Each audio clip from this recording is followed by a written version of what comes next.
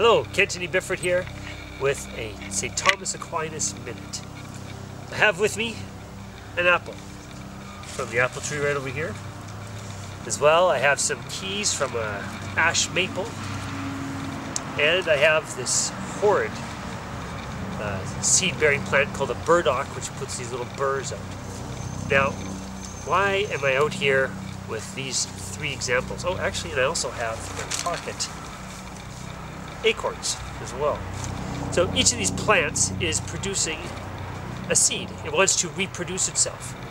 Now, Aristotle tells us in his meteorology that everything in nature, everything that's living, desires to reach its own perfection and does so when it can reproduce itself. And so here we have a tree that has produced this acorn, and that tree has reached its perfection in the fact that it can reproduce itself in a seed, and that seed becomes another acorn tree.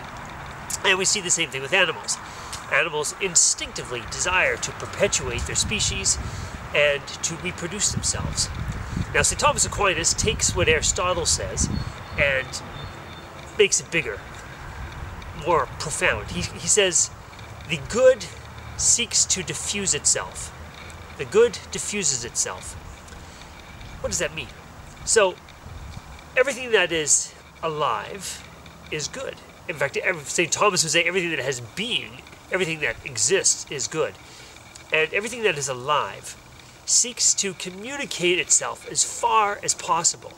A tree wants to produce as many acorns as it can. These burdock plants produce hundreds of these burrs that stick on our clothes and everything, and reproduces itself in the seed. An apple tree wants to produce as many apples as it can, according to its nature. And that's a good thing. Now, where does man fall into this picture of the good diffusing itself?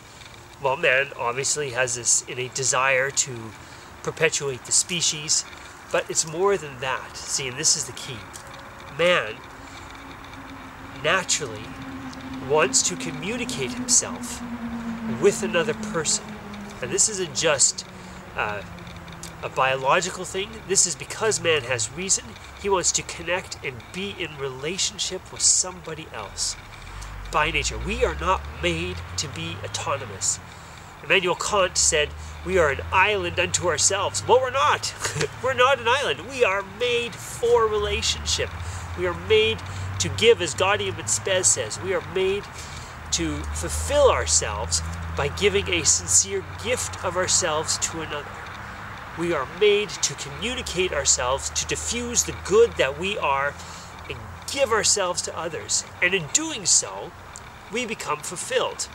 And that fulfillment is what we were made to do. It's the perfection of our nature. Like this apple is the end of this apple tree. Our end is relationship with each other, in friendship with our Almighty God, in a relationship with Him, and through a sincere gift of ourselves, a total giving of ourselves to God and to our spouse, our community. So, to end it off in this Thomas Aquinas Minute, we're not called to be alone. We're not called to live as an island. We're not called to be materialistic and to gather stuff into ourselves. We are by nature relational people. So go and be fruitful, my friend. Be fruitful.